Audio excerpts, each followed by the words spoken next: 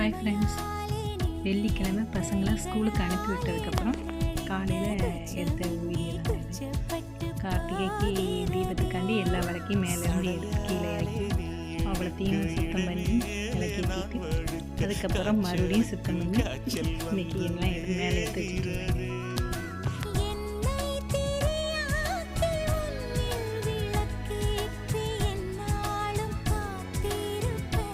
பித்தளை விளக்க தனியாக ஒரு வாளிலையும் மண் விளக்க தனியாக ஒரு டப்பாலையும் போட்டு ரெண்டையும் ஒன்றா போட்டால் எப்படியும் பித்தளை கூட மண் விளக்கு போட்டால் உடஞ்சிடும். அந்த டப்பா தனியாக இதுக்கு வாளி தனியான்னு சொல்லி அந்த டப்பாத்துக்கு வாளிக்குள்ளே போட்டு தூக்கி மேலே வச்சாச்சு.